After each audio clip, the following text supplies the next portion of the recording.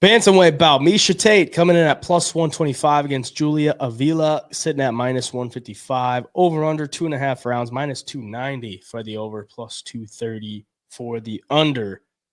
37 years of age for Miesha Tate, 35 years of age for Julia Avila.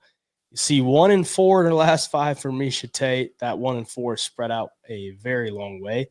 And 4-1 for Julia Avila. That 4-1 is also spread out a very long way. So two girls that are pretty inactive getting the nod here on the UFC Austin card.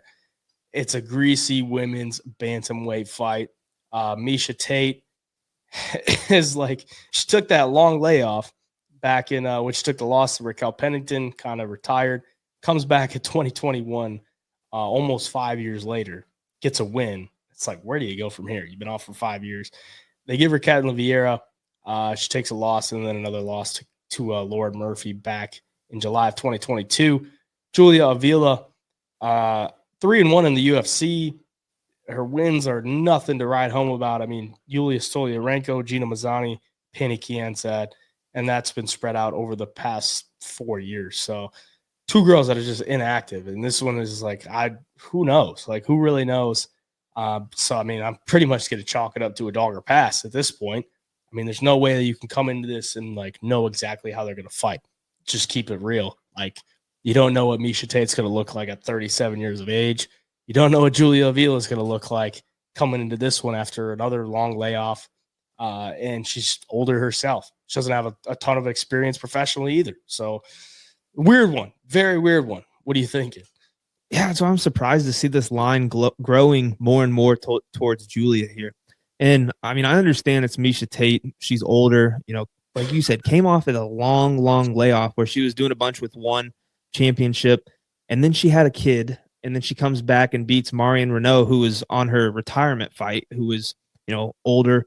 Kind of a setup win for Miesha. I think a lot of people thought maybe she was coming back for one fight and going to retire again. But then she gets a couple decent fighters in Catelyn Vieira and Lauren Murphy.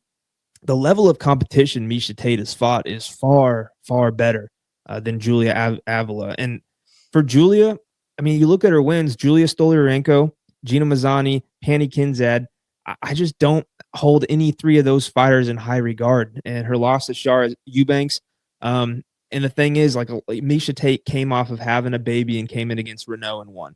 Now, Julia is coming into this fight against Miesha Tate after a long layoff, having a baby during that layoff, and you just never know like how she's going to come back. Like, that's a lot of strain on your body, and to come back and try to get in fighting shape and fight again, it's got to be tougher than you would think. So Miesha has a path to victory, in my opinion. You come out there, you wrestler, you fight like you normally do, and maybe Julia just isn't the same fighter she was a couple of years ago. And just like you said, she doesn't have the most professional experience. She doesn't have the best UFC experience, and Miesha Tate has all of that.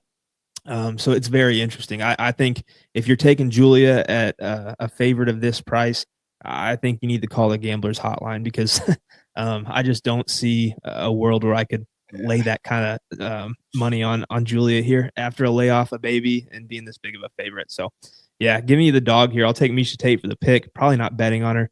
But yeah, it's just one that could get very greasy.